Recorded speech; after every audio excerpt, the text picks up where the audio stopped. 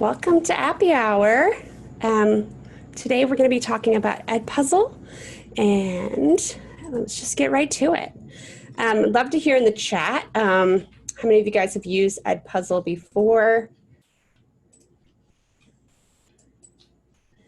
Feel free in the chat to share if you've used Edpuzzle and what grade you teach or what level you teach.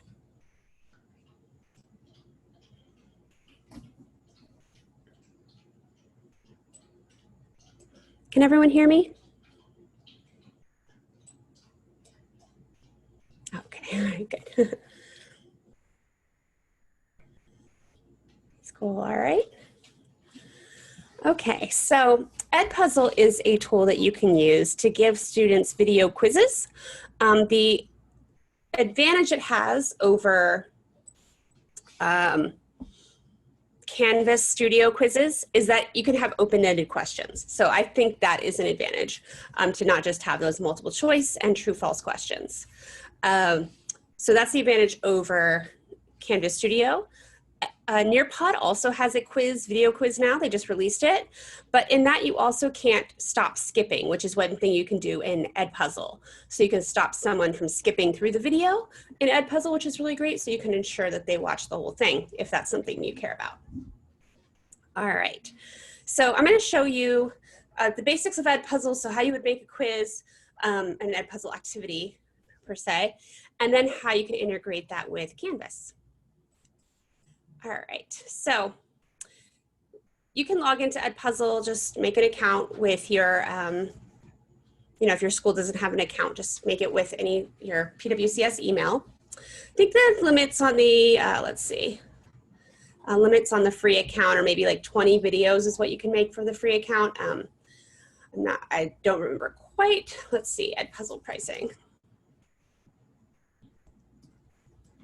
Let's see.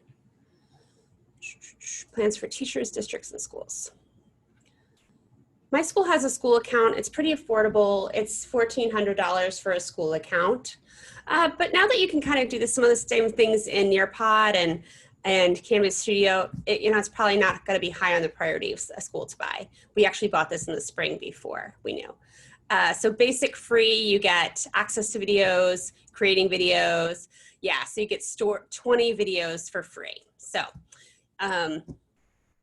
you could use 20 and then delete them. So you could do that, just kind of hack that system. All right, so you can search for videos of any content. So let's say Spanish verbs. I don't speak Spanish, but why not? All right, and I can find videos that other people have made. I can also look within my school if I had a school account and find other videos that have been made within your school.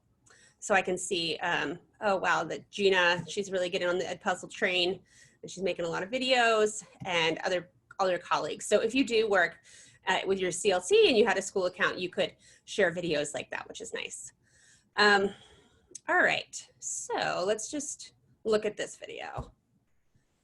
You can also pull a video into Edpuzzle if you want, or from YouTube. You just paste the link and pull it in. So the basic thing is you'll pull the video in and you'll click edit. And then you have the choice to cut the video so you can trim the edges, so you can just take a segment that you just want your students to see. So if maybe if it was a 10-minute video, but you really only care about 30 seconds, you can trim it down to just that part. You can also do a voiceover on a video. So that's another option, but most of the area that people spend time in is the questions. So you can add multiple choice questions, open-ended questions, or you can just add a note. So if you wanted to highlight something about that moment in the video to students, it would stop and it would be an open-ended question or a note that you leave them. So multiple choice, you would put the question. You can see that you have superscripts and subscripts for math. You also have, let's click here, math equation editor. So if you are a math teacher, my math teachers, I have a couple that really love Edpuzzle, so they use it a lot. So you can definitely put math text in there, which I don't believe is available in Canvas Studio. You can highlight or bold, italicize, underline your text, add a link, add an image. Same thing to all of your answer choices as well. And to mark it correct, you just put an X or a check mark. So the multiple choice questions, it will self-grade. It will grade those for you. The open-ended questions, you're gonna have to grade yourself, but the format of grading is very easy, and I'll show you that in a minute. So you can add multiple choice, open-ended questions, wherever you want the question to be. And with land and water use, Earth will move through climate. I want the question right there. I'll say question 1, save. It will save that question right there, and you'll see in her book, Silent Spring, really is a little bubble at the bottom. That's where you have one of your questions or your notes. Does anyone have any questions about how to create a video? Just feel free to pop on the audio, pop on your video, just go ahead and ask.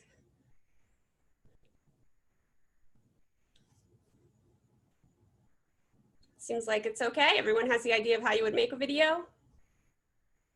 All right, let's kind of, yeah, Andrea? You're muted.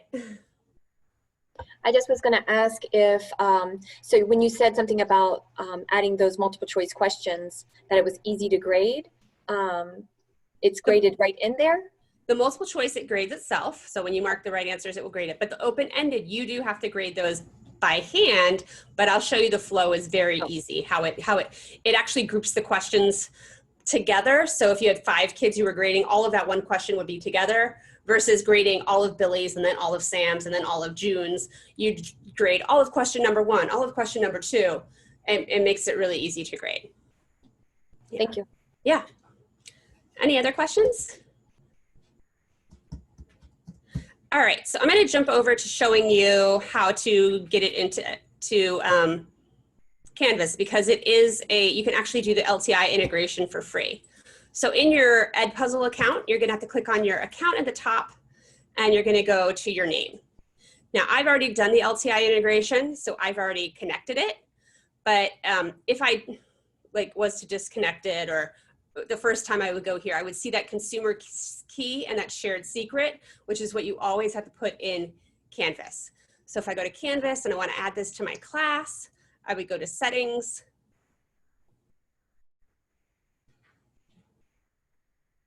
I would go to apps. I would type in Edpuzzle. I would add app, and I put in that consumer key and that shared secret that I got from my account page in Edpuzzle. Any questions about that?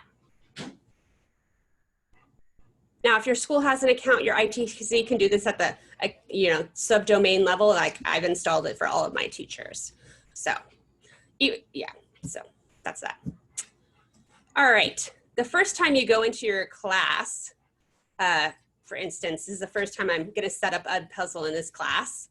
First thing I have to do is I have to set it up in the class page. So I'm gonna go to that tab that said Edpuzzle over here, and it says you're about to set up a class. I'm just gonna say okay, and now it's set up in a class. Now if I go back over here to Edpuzzle and I go to my classes, I'll now see that new class that I just joined it to, that sandbox. So it's really easy to create the class.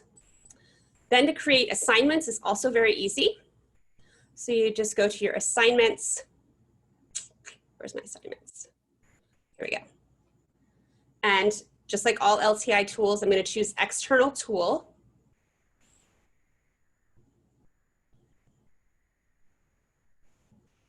So I'm going to say Edpuzzle example.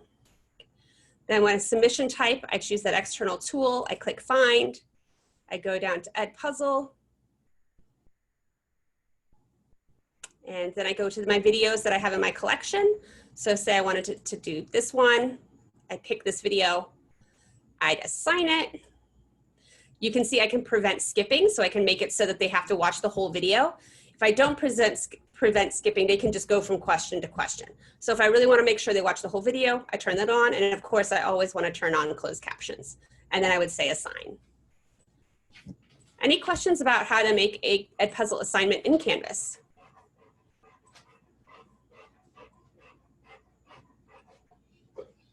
If you're hearing some heavy breathing, my dog, big golden retriever, just came up.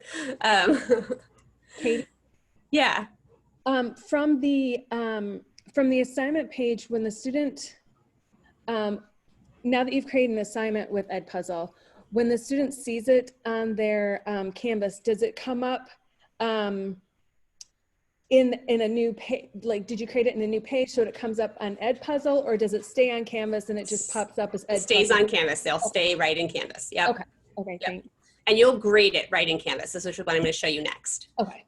So I have one that I gave to, for instance, this is what I see assignment I gave my staff just to do our Zoom training asynchronously. And so I can scroll down and I can see who's watched it. I can see their grades. But on a couple of these, I have some questions that I have to grade myself. So it tells me that I have 2 answers to grade. So I go in there. And so you can see that it groups the questions by question. So I can grade this question for these 2 people. So if it's 100, I just check the checkbox. But if it's less than 100, I would put that percentage in. So if they got a 90 out of 100, I would do that.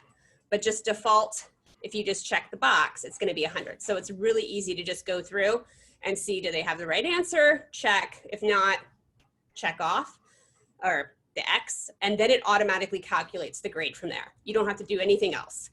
So I'll check this one, and now the grades will be automatically, it gives you like a little item analysis, like for some of the questions, and then I can see their overall grades, and it automatically syncs into SpeedGrader. So I don't have to do anything else. So for this one, I just have to come over here, say, okay, okay. Now I'm done with that, and the grade's in the grade book. So very easy to grade.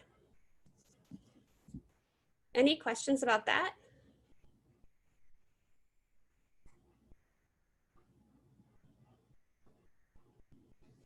Nope. That's pretty much it. Edpuzzle in a nutshell. So any questions?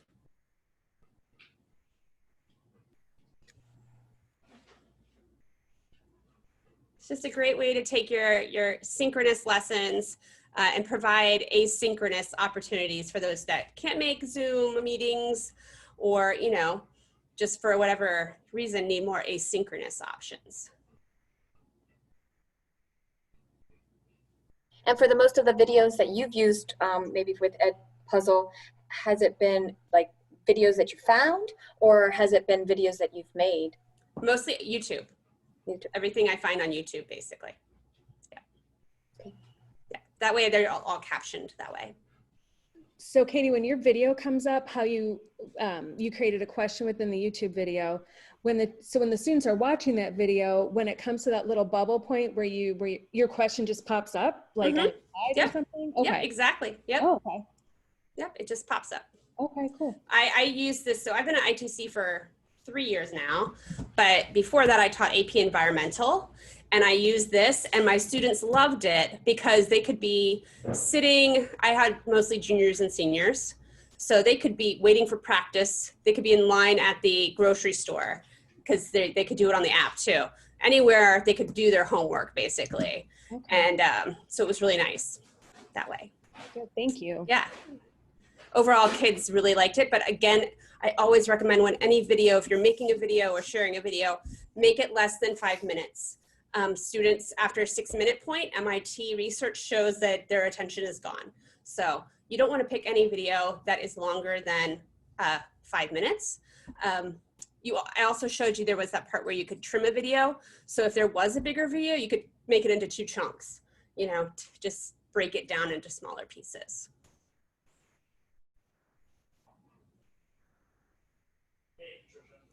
So there was this long video. Maybe I would want to trim it first.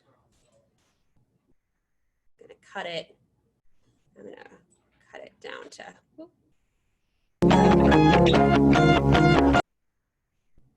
just going to drag it. I just want it to be like half the length. I'm going to add that cut. And now I can do that 5-minute video. Then I can go back to the original and do the second half as a separate video. Just chunking that will really help your students' like attention.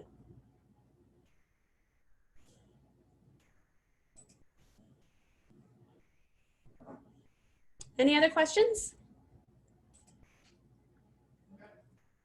All right.